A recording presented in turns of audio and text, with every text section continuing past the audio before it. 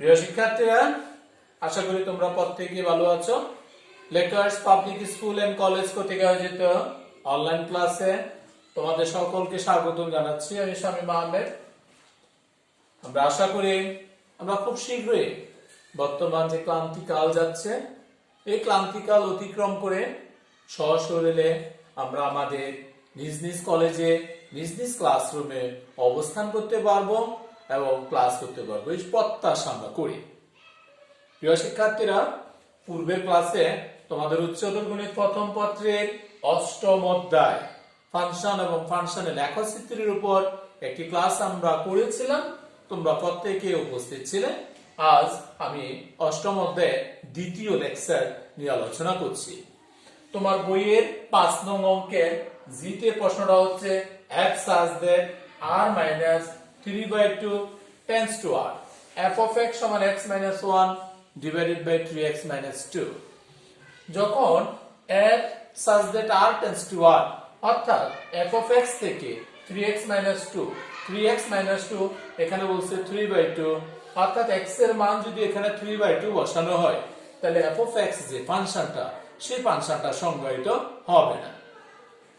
এই জন্য বলা হচ্ছে f such that r minus 3/2, অর্থাৎ 3/2 বাদ দিয়ে বাকি যত মান থাকবে সেটা হবে f of x ফাংশনের ডোমেইন। তোমার প্রশ্ন হচ্ছে এটা, এই প্রশ্ন দ্বারা বলছে এই ফাংশন দ্বারা বর্ণিত ফাংশনটি একক এবং সার্বিক কিনা যাচাই করতে হবে। ফাংশনটি প্রথমত একক, দ্বিতীয়ত সার্বিক কিনা যাচাই করতে হবে। প্রিয় শিক্ষার্থীরা, একক ফাংশনের কাজ তোমরা ক্লাস 9-10 উচ্চতর গণিত বইতে করেছিলাম। এখন আমাকে যেহেতু আবার এই অঙ্কটা দিয়েছে, প্রথমত অঙ্কে যাচাই করব আমি এটা একক ফাংশন কিনা, পরবর্তীতে আমরা যাচাই করব এই ফাংশনটি সার্বিক কিনা। একক ফাংশনের জন্য তুমি ধরে নিতে পারো a, b belongs to real number r, a এবং b রিয়েল নাম্বার r, অর্থাৎ f এর ডোমেইন বলা হয়। f of x যেটা আছে এটা ডোমেইন a এবং b। তাহলে ধরে নিলাম ab belongs to real number r, যদিও কেবল যদি, তুমি এটা না লিখলেও হবে, যদিও কেবল যদি f of a সমান f of b হয়, যদিও কেবল যদি f of a সমান f of b এবং a equal b হয়, a equal b হয়, তবে f of x কে এক ফাংশন বলা হবে। একক ফাংশন হওয়ার শর্ত হলো আমি a এবং b দুটি উপাদান ধরে নিলাম রিয়েল নাম্বার থেকে। a এবং b যদি পরস্পর সমান হয় তবে ফাংশনটাকে বলা হবে একক ফাংশন। তাহলে f of a সমান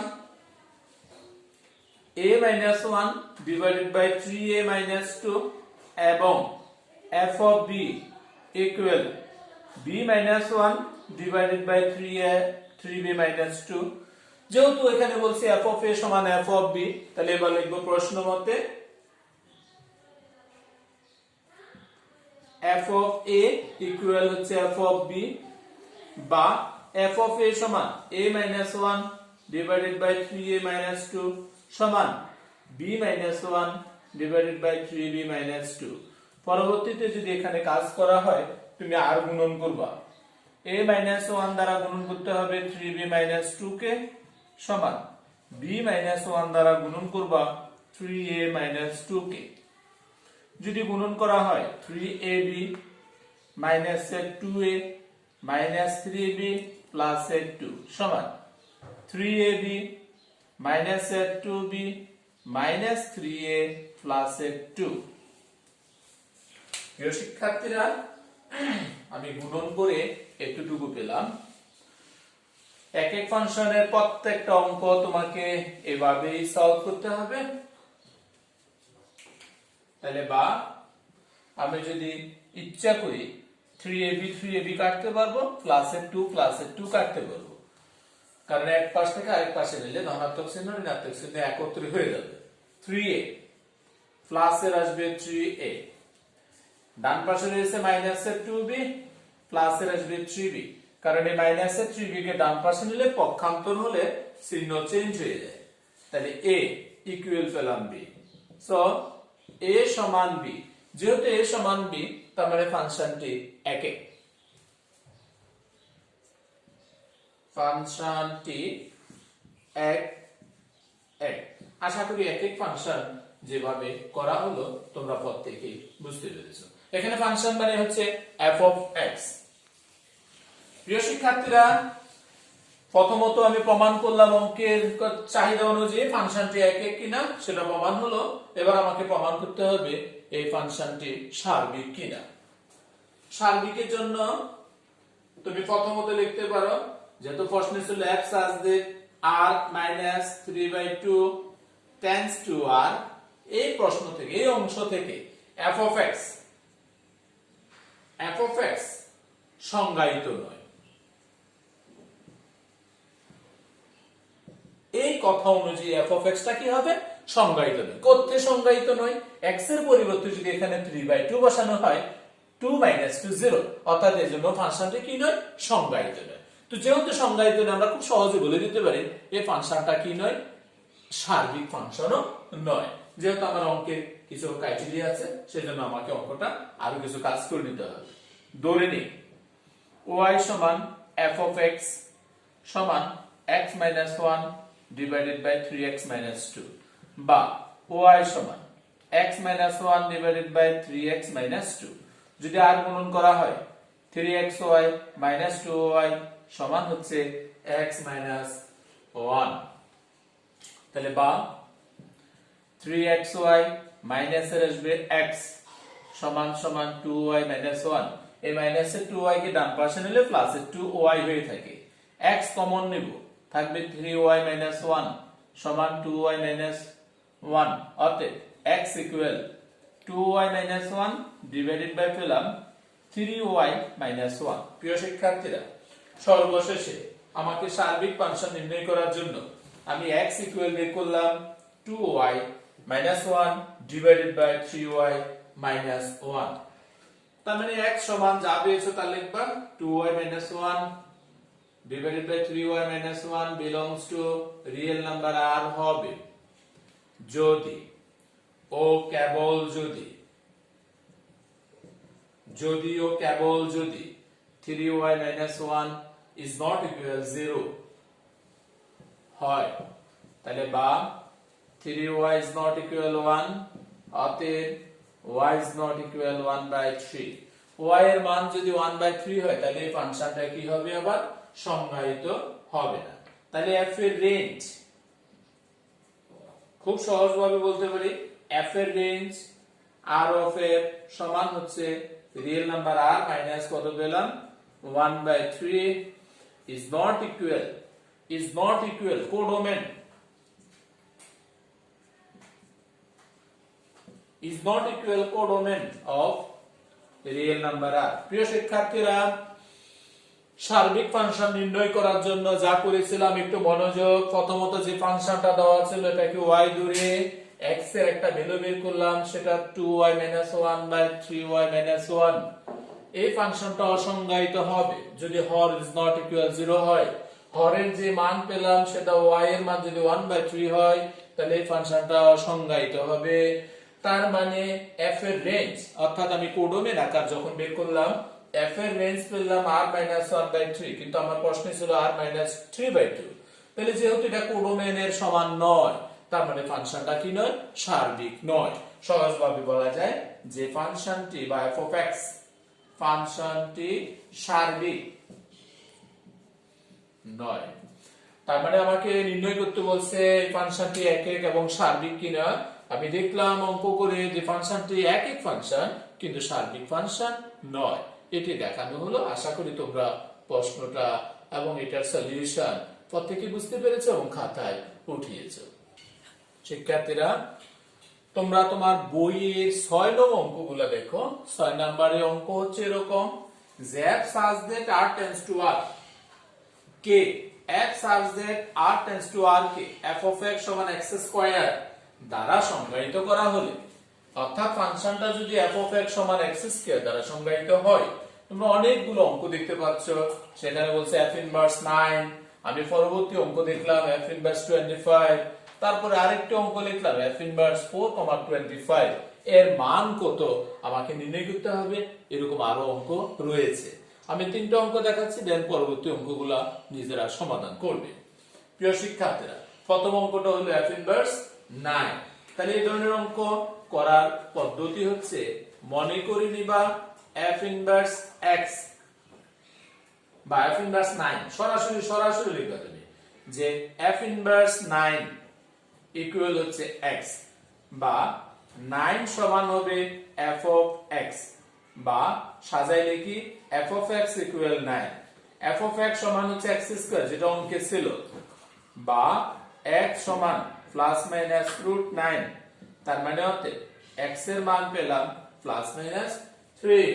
প্রিয় শিক্ষার্থীরা, x এর মান প্লাস মাইনাস 3, তোমাকে f ইনভার্স 9 নির্ণয় করতে বলছে, তার মানে f ইনভার্স 9 সমান মাইনাস 3 থেকে প্লাস 3, মাইনাস 3 কমা প্লাস 3 সেকেন্ড ব্র্যাকেটে, এটি হচ্ছে f ইনভার্স 9 এর মান। 5 নাম্বার একই রকম লিখবা, মনে করি f ইনভার্স 25 সমান সমান x, তাহলে বা f অফ x সমান হবে 25, f অফ x হচ্ছে x স্কয়ার ইকুয়াল 25, বা x সমান প্লাস মাইনাস রুট 25, তার মানে x এর যে মান বা f ইনভার্স সরাসরি লিখলে প্লাস মাইনাস 5, অতএব f ইনভার্স 25 সমান মাইনাস 5 থেকে 5 সেকেন্ড ব্র্যাকেটে, এটি হচ্ছে f ইনভার্স 25 এর ভ্যালু। আশা করি এই ধরনের যত অঙ্ক থাকুক সেগুলা নিজে নিজে সলভ করতে পারবে।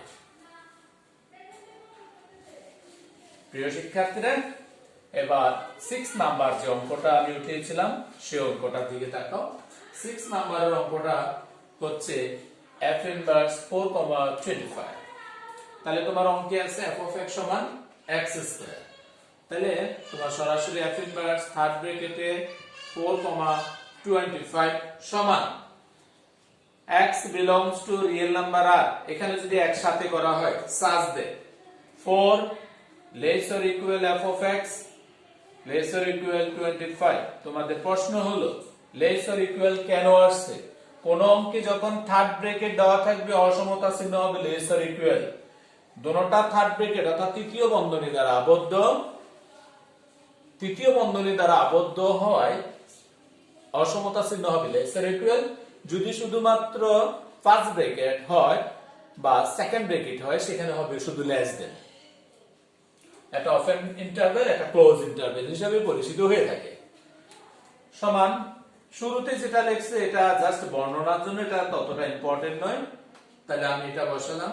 এখন 4 less or equal f of x মানে x square less or equal 25। তুমি যদি এটাকে আলাদা করো আলাদা হিসেবে লিখতে পারো, আবার একসাথেও এটা লেখা যাবে।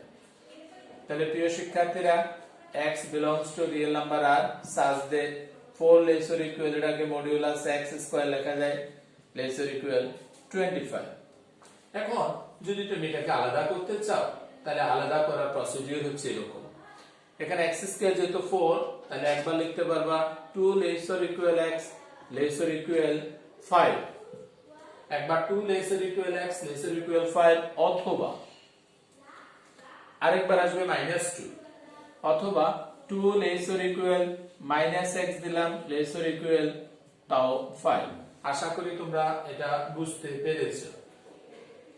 পরবর্তীতে যদি সাজানো হয় 2 less or equal x less or equal 5, অথবা পরবর্তী অংশ মাইনাসের জন্য তুমি এটাকে লিখতে পারো এরকম -5, যেহেতু দুটোটাই less or equal